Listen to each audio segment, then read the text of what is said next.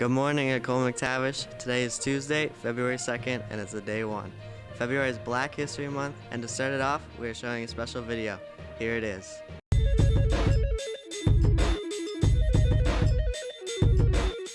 Hi, I'm Leah. And I'm Phelan, and we're the hosts of The Secret Life of Canada on CBC Podcasts. It's a podcast about the country you know and the stories you don't. Yep, that's right. And we are shooting this video in February, also known as Black History Month, or Black Excellence Month, or Black Futures Month.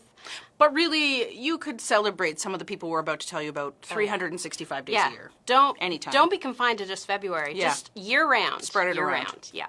So if you listen to this podcast, this will be a bit of a review, but if you don't, this is going to be all new. So let's do this. Number 1, Rosemary Brown, an academic, feminist, and a human rights activist. Yeah, Rosemary Brown was originally from Jamaica, and when she came here, she became a politician. In 1972, she became the first Black Canadian woman to be elected to a Canadian provincial legislature.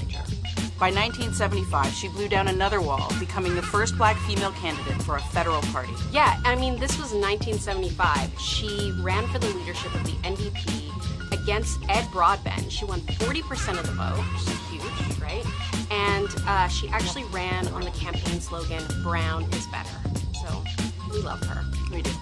Number 2, Jackie Shane, a trans soul singer who became really well known during the 1960s Toronto music scene. Yeah, Jackie came to Canada via the US and quickly became a star in Toronto.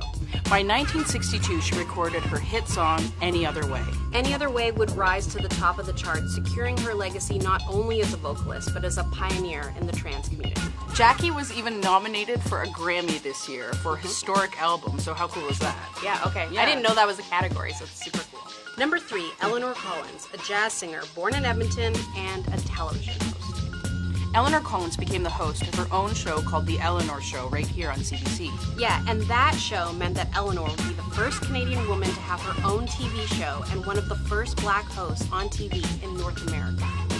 It's amazing because she is a living legend. She's going to be 100 this year in November. Yeah, she looks great for 100. I say? I would love to look like that. Better than both of us combined. Yeah, well right done, now. Eleanor. Drinking the water. Our combined age I don't isn't know even what you're 100. doing, but amazing. Jazz keeps your heart young. Number 4, John Ware, rancher, cowboy, and farmer. John Ware was one of the first Black people in Alberta and became well known as a steer herder. He became a legendary horseman, and that is why people are still talking about him today and why he was featured on a stamp. But some of the legends are like he could walk across a herd of cattle, that he could, look a horse in its eye and kind of tame a wild horse or lift a small calf over his head. He was also known as being a rancher and an agriculturalist, and he developed new irrigation systems. I mean, this guy was a well-rounded farmer, horseman, rancher.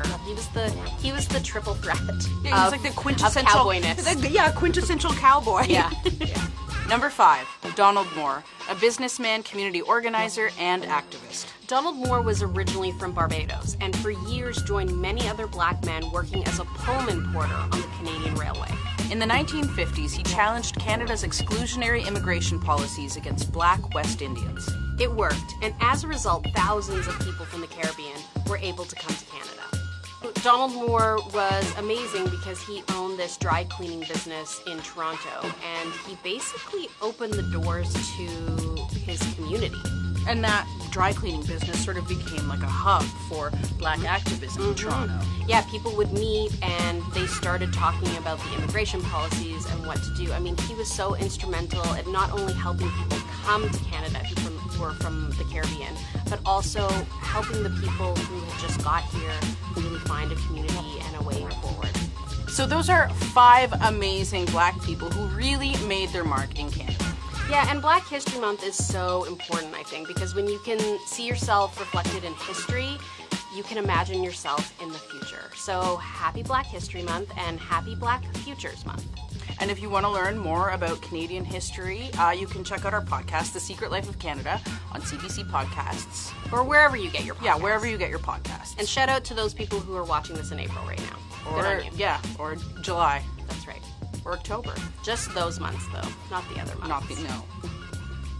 Screw you, September. I'm gonna go.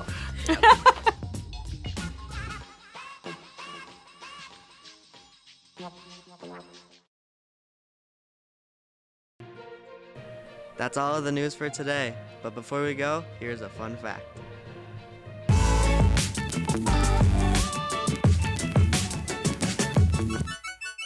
Do you know that this is what the first pyramid looked like? It looks like this because the Egyptians made it out of limestone and it had no support on the ground.